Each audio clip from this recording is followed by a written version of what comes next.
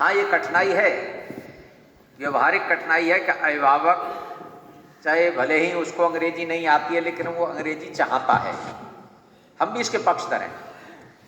लेकिन होता क्या है कि अनेकों स्थानों पर विद्यालय में बोर्ड लिखा है इंग्लिश मीडियम, और वहाँ पढ़ाई क्या होती है वो आप पता कर लीजिए। तो ये धोखा देना नहीं। हाँ, हमारे आचार्य, हमारी प्रबंध समिति, हमारे प्रधानाचार्य ये वायुमंडल बनाएं, अभिभावकों की काउंसलिंग करें। अभी खेल खेल में शिक्षा, इसके लिए अभिभावक तैयार नहीं। उसे लगता है पता नहीं खेल खेल में शिक्षा, ये भी कोई व्यवस्था है क्या। लेकिन जिन्होंने ये विद्यालय देख लिए, गुजरात के अंदर 9 विद्यालय में देख करके आया, वहां 8वीं तक कोई पुस्तक नहीं है, खाली हाथ। और अभी मैं केरल से आ रहा हूं 25 तारीख को, केरल के एक विद्यालय में गया, कोई पुस्तक नहीं। लेकिन बहनों को वहां जो आचार्य दीदी हैं, आचार्य हैं, प्रधानाचार्य, प्रबंध समिति, उन्होंने अभिभावकों को बुला करके उनकी काउंसलिंग इस प्रकार से कर दी कि अब वह सब समझ में आ गया और अपनी भाषा में बिना माने बस्ते के बच्चे पढ़ने आते हैं। लंच भी वहीं होता है, वो घर से खाली आते हैं। उनकी सोने की व्यवस्था भी की है, उनका मन बनाया अभिभावकों का। तो हमको भी थोड़ा मन बनाना पड़ेगा। हाँ, थोड़ी कठिनाई हो सकती है, मैं स्वीकार करता हूँ। आपका कहना है कि बच्चे ही नहीं होंगे, संस्कार किसको देंगे, ठीक है। लेकिन हम मन बनाने के लिए भी हमारी जितनी क्षमता चाहिए, जितना हमको लगना चाहिए, उतना हम लगे भी नहीं है। तो हमारे पास ऐसे उदाहरण चाहिए जो मातृभाषा के द्वारा बालक आगे गए हैं। इस बात के सामने तो अच्छा रहेगा। और किसी को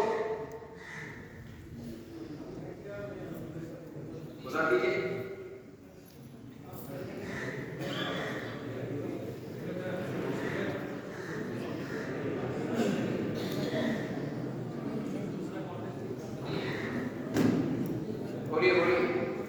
हरिओम। महेश प्रसाद आचार्य गौशाला कहा।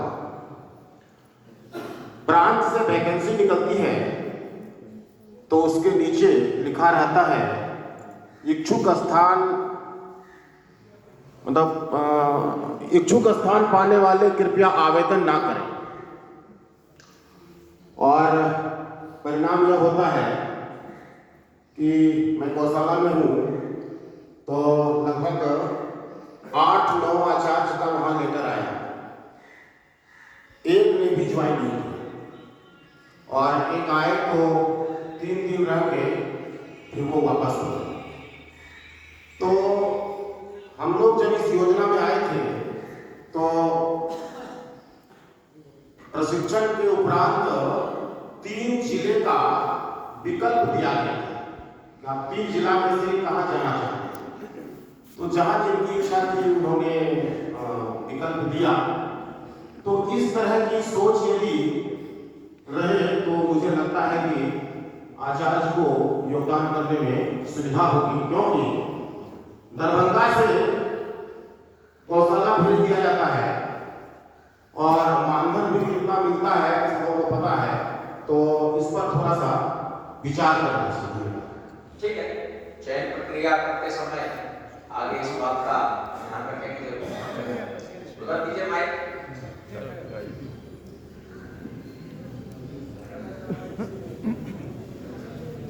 इनके बाद कोई 2 लोग और पूछ सकते हैं। नमस्कार श्रीमान जी, मैं बहुत संकोच करते करते अंत में मैं भी सोचा कि मैं थोड़ा कुछ पूछ लेता हूँ।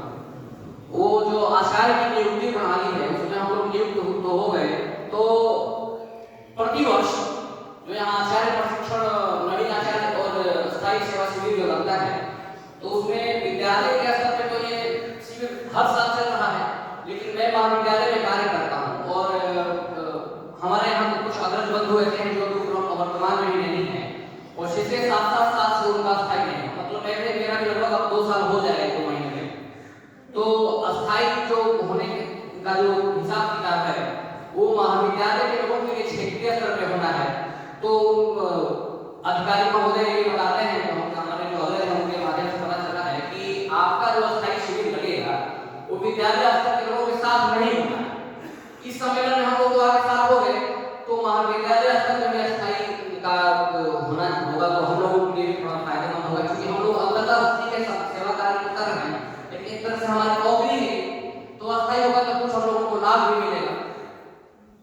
धन्यवाद। जनवरी में आपको सूचना मिल जाएगी, किस दिन प्रशिक्षण होगा, किस दिन का होगा और कहाँ होगा। और माने परसों ही बैठक बीएड की, तीनों बीएड महाविद्यालय के प्राचार्य, प्रबंध समिति के लोग की बैठक अभी रांची में हुई है। और ये काम 5 लोगों की समिति बना करके, जिसमें डॉक्टर अनंत कुमार इंदु जी हैं और डॉक्टर रजनीश जी हैं मुजफ्फरपुर से, ऐसे ही डॉक्टर ब्रजेश जी हैं रांची से, ऐसे ही अपने एक कार्यकर्ता हैं, उनको ऐसे नाम तय किया है कि 5 लोग मिल करके और इस पूरी योजना को मूर्ति रूप दे देंगे। और उसमें पूरी जानकारी महाविद्यालय से संबंधित, नियुक्ति विमुक्ति है, स्थायी अस्थायी है या प्रशिक्षण है, ये सभी बातें वहाँ लागू हो जाएंगे। वेतन क्रम क्या रहेगा, कैसा रहेगा, इस सब बातों के लिए आपको जनवरी में सूचना मिल जाएगी। और कोई